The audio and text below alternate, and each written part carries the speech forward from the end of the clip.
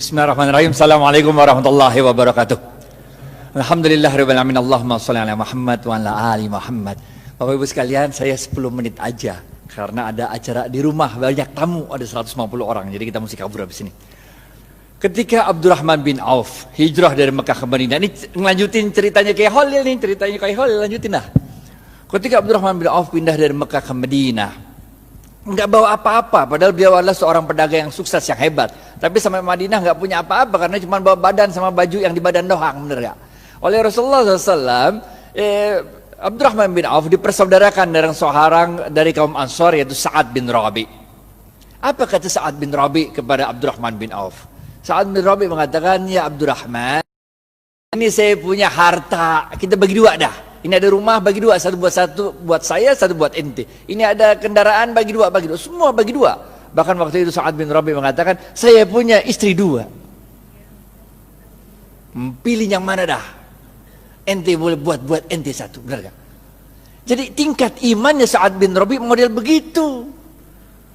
Dan tingkat imannya Abdurrahman bin Auf bukan kayak kita. Kalau kita dibilang begitu, kita bilang apa tuh? Alhamdulillah wa syukurillah, ente emang baik banget Sa'ad, benar gak? Tapi Abdurrahman bin Auf begitu itu mengatakan, ada yang tahu jawabannya? Gocap kalau bisa nih, angkat tangan, gocap kalau bisa. Abdurrahman bin Auf mengatakan, terima kasih banyak ya Sa'ad, mudah-mudahan Allah memberkahi keluargamu, mudah-mudahan Allah memberkahi hartamu. Tunjukkan aku di mana? Pasar. Gocap.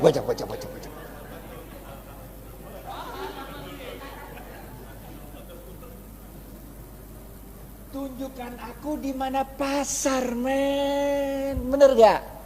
Harta mah insya Allah der, Allah yang ngatur rezeki, yang penting lu usaha. Bener gak? Yang penting usaha. Udah, tunjukin pasar sama Sa'ad, jalan berdua ada tuh. Ngelengkapin kisahnya Kiai Fikri Bareno juga nih. Jalan. Sa'ad nanya, si Abdurrahman bin Auf nanya sama Sa'ad, ini pasarnya siapa nih Ad katanya? Orang Yahudi katanya. Di depan pasarnya ada tanah kosong. Ditanya lagi, Ad, ini tanah kosong punya siapa Ad katanya? Punya aneh kata Sa'ad. Udah Ad, kita jadiin pasar katanya.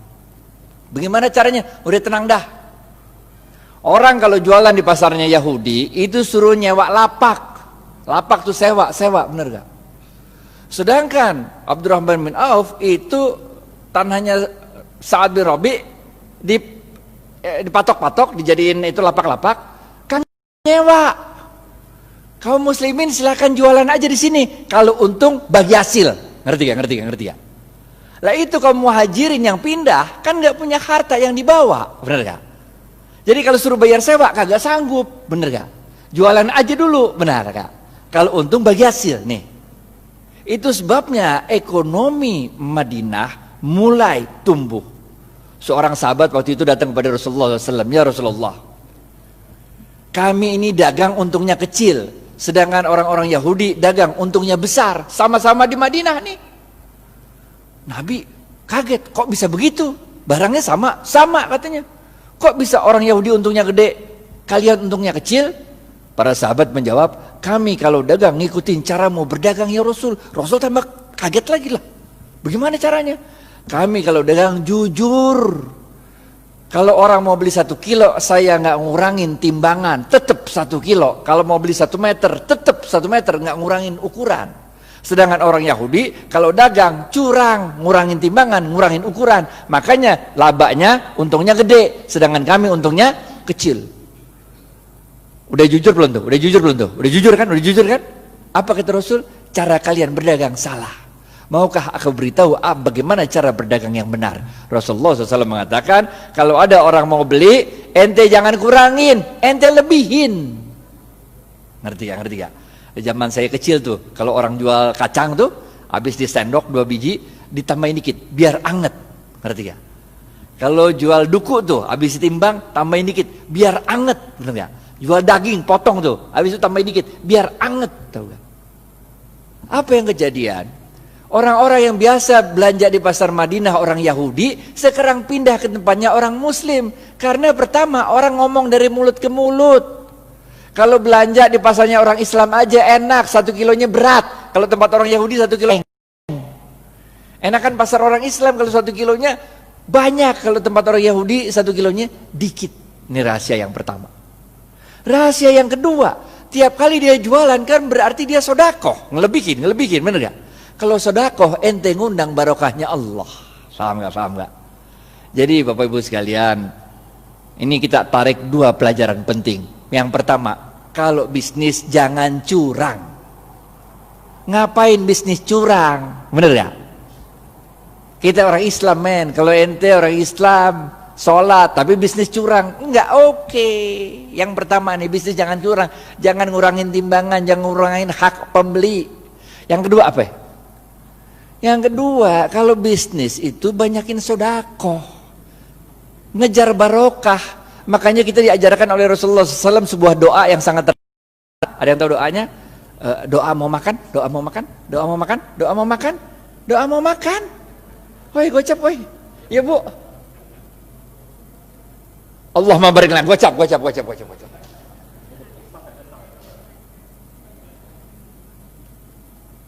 Makanya kita diajarkan oleh Rasulullah SAW, Allahumma barik lana fima rozaktana wa qina azabannar.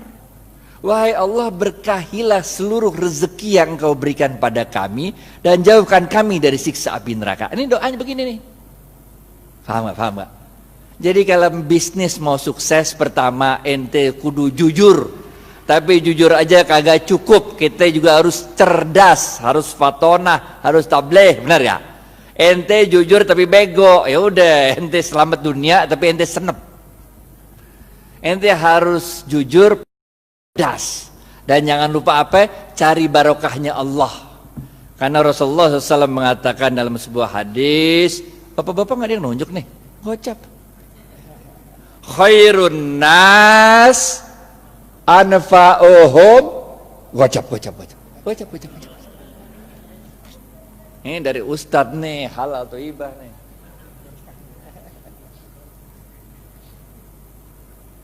Paham ya? Yang pertama nih, kudu jujur, sidik amanah. Sidik jujur kepada Allah. Kalau Allah bilang haram, tinggalin aja dah. Amanah, itu kalau dikasih kepercayaan sama orang jangan dirusak, pegang baik-baik, benar gak? Selain jujur, kita juga harus cerdas dalam membaca situasi, fatonah, cerdas dalam menyampaikan sesuatu, tabligh. Kagak cukup yang ini doa. Yang ketiga, benar gak? Jujur, cerdas. Yang ketiga, cari barokahnya Allah. Khairun nas anfa'uhum linnas. Sebaik-baik manusia adalah yang paling banyak memberi manfaat bagi manusia lain. Ngapain kaya sendirian, gak asik walaupun halal. Ngerti gak? Gak asik kaya halal tapi gak nyebarin barokah, gak asik. Orang bilang dia kaya tapi pelit, benar gak? Yang keempat, terakhir nih, habis nih. Oke, yang terakhir, keempat. Jangan lupa Rasulullah SAW bersabda, man lam yashkurin nas. Susah ya? Pilihan berganda. A, man lam yashkurin nas lam yashkurillah. B, man lam A atau B? A.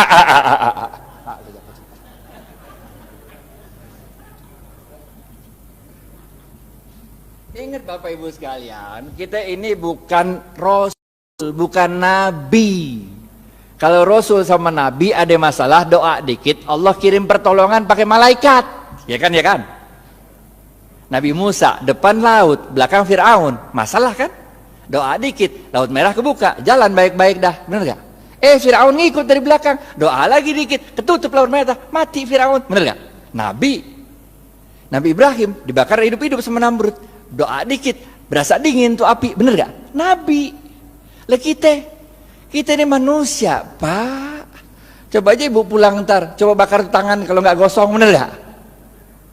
Caranya Allah nolongin kita dengan menggerakkan makhluk-makhluknya untuk nolong kita. Itu sebabnya man lam yashkurin nas lam yashkurillah. Siapa-siapa yang tidak dapat berterima kasih pada manusia, pada hakikatnya dia tidak bersyukur kepada Allah. Nih nomor 4. ente sukses bisnis, ente jangan merasa sukses itu karena diri ente, tapi karena Allah menggerakkan makhluk-makhluknya supaya kita sukses. Emang bisa hidup sendirian? Emang saya bisa nyampe Al-Azhar kalau kagak ada supir yang nganterin kemari? Emang supirnya bisa nyampe sini kalau di rumahnya nggak ada istrinya yang nyetrikain pakaian? Emang mobil bisa jalan sendiri kalau nggak ada yang jual bensin? Bener gak? Man lam yashkurin nas lam yashkurillah. Kesimpulan, habis waktunya nih. Yang pertama, oke? Jangan lupa jujur. Jujur penting. Ada 2 jenis jujur. Kepada Allah namanya siddiq, kepada manusia namanya amanah. 2, cerdas. Ada 2 jenis cerdas. Yang pertama, fatonah, faham memahami situasi. Yang kedua, tabligh, pandai untuk meyakinkan orang lain. Yang ketiga apa? Khairun nas anfa'uhum linnas. Bisnis itu jangan cuma mau cari untung, tapi bisnis itu harus memberikan manfaat banyak-banyaknya orang, bener ya? Yang keempat, jangan kita yang merasa bangga kesuksesan bisnis itu karena kita doang. Kita harus terima kasih sama orang-orang lain, karena man lam yashkurin nas lam yashkurillah. Siapa-siapa yang tidak dapat berterima kasih pada manusia, pada hakikatnya dia tidak dapat bersyukur kepada Allah. Maka dalam tempo yang singkat, dominasi ekonomi Yahudi di kota Madinah dapat dipatahkan oleh kaum muslimin. Bagaimana dengan kita di Indonesia? Nanti kita serahkan ke Khalil Ridwan untuk yang membahas. Pokoknya nggak usah nunggu kita sempurna dah. Yang bisa jalanin gitu aja dah. Karena kaidah fikihnya berbunyi ma la yudraku kulluhu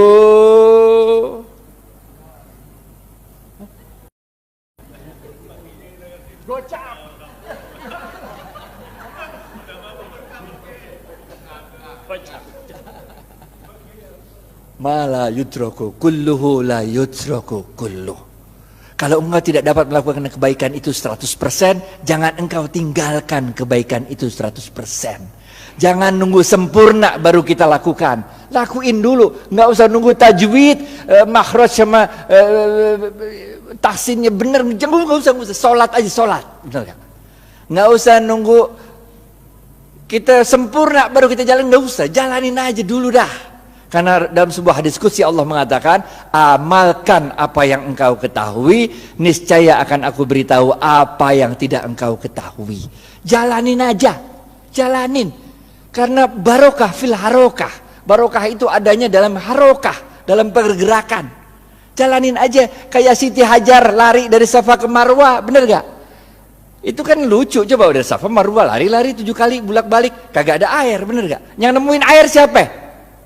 Ismail. Yang capek lari siapa? Hajar. Nggak penting men siapa yang nemuin air, bener gak? Yang penting inna sofa wal marwata min sa'airillah. Dicatat sama Allah usahanya Hajar itu, dicatat sebagai min sa'airillah, tanda-tanda kebesaran Allah. Nggak penting kalau kita usaha tuh bahwa kehebatan usaha kita itu dinikmati oleh kita, nggak penting. Bahkan ketika besok pun mau kiamat, kalau punya bibit lu tanam, ngerti ya?